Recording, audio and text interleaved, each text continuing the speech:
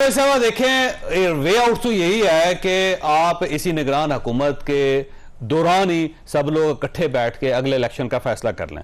और मेरी इंफॉर्मेशन भी है और मेरी फीलिंग भी है कि इमरान खान साहब अब उसके लिए राजी हैं, वो तैयार हैं। तो पाकिस्तान पीपल्स पार्टी हाथ बढ़ाए, पाकिस्तान मुस्लिम लीग नून बढ़ाए, मौलाना फजलुर रहमान साहब को साथ शामिल कर लें, और अगर बाकी पार्टीज को भी शामिल करना चाहते हैं तो करके जो अगला इलेक्शन है उसके लिए एक लाहेमल बना लें। उससे मुल्क ठीक ठाक चलेगा, वैसे नहीं चल सके। देखिए जावेद चौधरी साहब, वही बात है कि सियासत में बहुत सारे जो ऐसे मोड़ आते हैं कि कुछ लोग अपनी गलतियों से सीखते हैं, कुछ औरों की गलतियों से सीखते हैं। लेकिन मैं फिर बार बार कहती हूँ कि पीटीआई वो जमात थी जिससे ना अपनी गलतियों से सीखा ना औरों की गलतियों से सीखा। और अब अगर वो समझते हैं कि डायलॉग की बात की तरफ बढ़ते हैं तो 3.5 साल जब उनकी हुकूमत थी तो जितनी पोलराइजेशन और हेट की पॉलिटिक्स पीटीआई ने बीच बोए, जितना माशरे के अंदर नफरत और इंतशार इन्होंने पैदा किया, तो उस इंतशार के नतीजे में होने वाले 9 मई का जो अफसोसनाक हमने मामला देखे, ये सारी चीजें भूली तो नहीं जा सकती। और उसके ट्रिकल डाउन इफेक्ट क्या रहे कि आप अपने मुल्क को रियासत से आगे बढ़कर अगर इमरान खान को रेड लाइन कहेंगे और उसके ऊपर जाकर आग की सियासत करेंगे, इंतशार की सियासत करेंगे, तो ऐसे इंतशार और नफरत और हेट और वायलेंस की पॉलिटिक्स मैं समझती हूँ जो पीटीआई ने जो शक्ल अख्तियार कर ली वो बहुत ही खौफनाक है।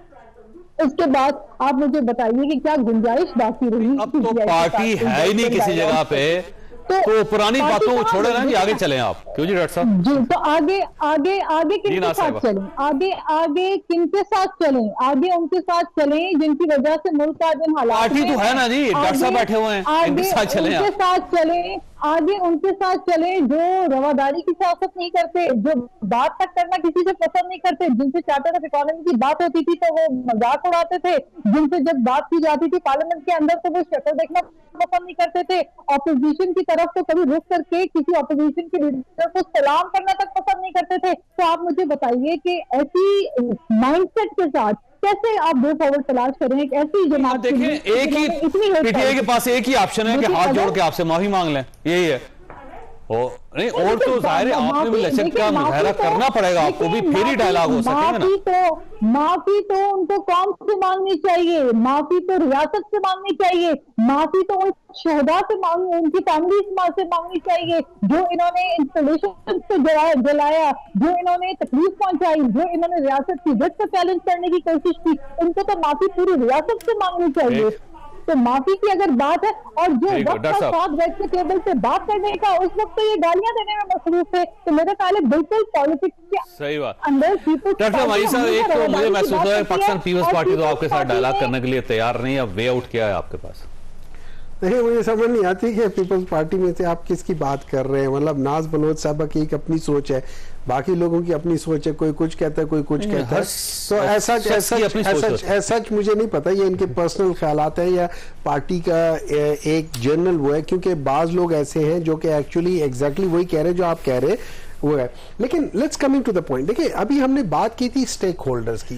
मेरे लिहाज से जो सबसे बड़ा स्टेक होल्डर है ना इस मुल्क में, जिसको हम नजरअंदाज करते हैं और जिनके हक पे हम डाका डालते हैं और जिसका बयानिया लेकर मियां नवाज शरीफ चले थे, वो है अवाम।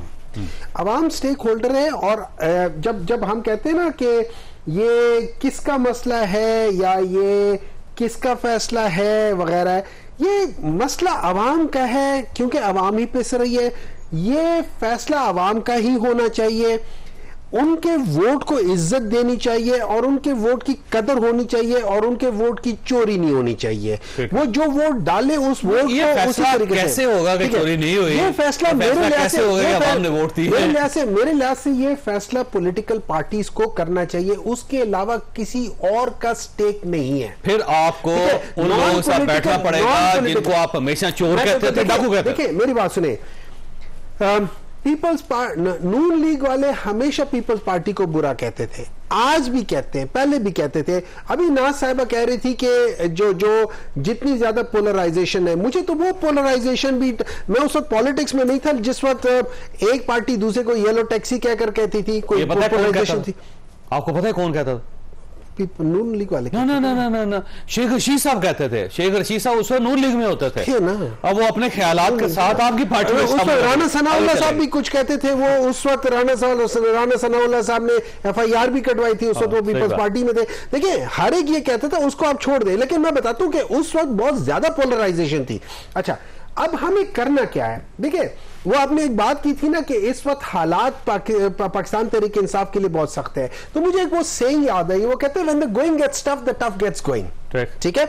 अच्छा, अभी होना क्या है? नंबर 1 देखिए, पंजाब की इस वक्त हुकूमत गैर आईनी, KP की हुकूमत गैर आईनी, जो आपकी CCI के डिसीजन से गैर आईनी, नवंबर के बाद ये काकड़ साहब की हुकूमत गैर आईनी, जो इलेक्शंस डिले हो रहे गैर आईनी। आप मुझे बताएं इस पर पाकिस्तान में आईनी चीज चल क्या रही है? अच्छा, अभी रिसेंटली एक सवाल, एक चीज आखिर।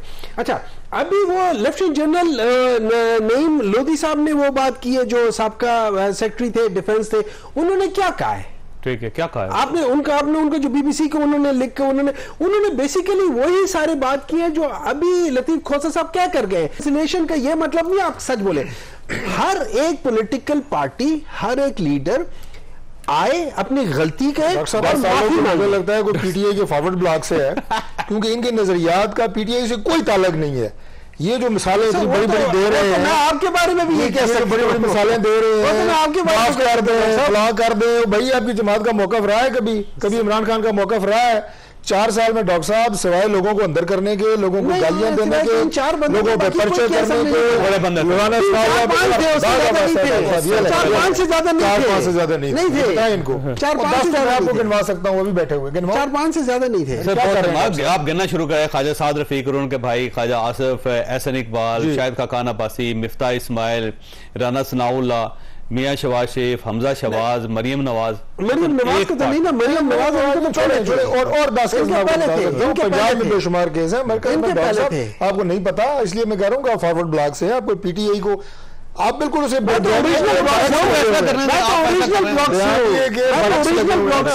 माफी और वो मिसालें दे रहे हैं। आपके लीडरशिप जो है डॉक्टर साहब माजरत से, वो सिवाय बुग़्ज़ के, अनाद के, नफरत के इमरान खान को ये तो आप पर्चे आप लोगों ने कराए हैं लोगों पे, मैं उसकी बात कर रहा हूं। एक बात बताएं चाहिए जो आप कह रहे हैं होना चाहिए, मुझे एक बात बताएं। अभी बात करें डॉक्टर साहब, एक मिनट बाकी बात, ये जो बयानिए की बात आप कर रहे हैं ना, सॉरी ये इकट्ठा बैठने की, अभी नाज बलोच से आपने पूछा, बात यह है कि इमरान खान इस लेवल पे है ही नहीं, इज नॉट अ पॉलिटिशियन। जिस लेवल के वो अपने आप को समझते हैं, इतनी बड़ी पार्टी है, आज इलेक्शन करवाएंगे, जीत जाएंगे वो। देखें, हमेशा डॉक्टर साहब ने जो बात की ना मुफाहमत की, मैं उस पर यकीन रखता हूं, लेकिन इमरान खान साहब ने ना उस पर कभी यकीन किया ना आइंदा करेंगे। सकता है आप कर रहे हो, लिहाजा वो सकता है अब वो कर रहे हो, सर मैं आपको दोबारा कह रहा हूं, तैयार नहीं होंगे ना उनसे कोई बात करेगा। एक बात, दूसरी बात आपने साहब ने क्या कहा है कि जनाब इज्जत नेल्सन मंडेला बनाए, दिल बड़ा तरह के लिए अपना उन्होंने कहा कि 22 करोड़ अवाम संभाले नहीं जा रहे, होल्डर हो गए, 22 करोड़ अवाम स्टेक होल्डर है। बिल्कुल ठीक बात है डॉक्टर साहब,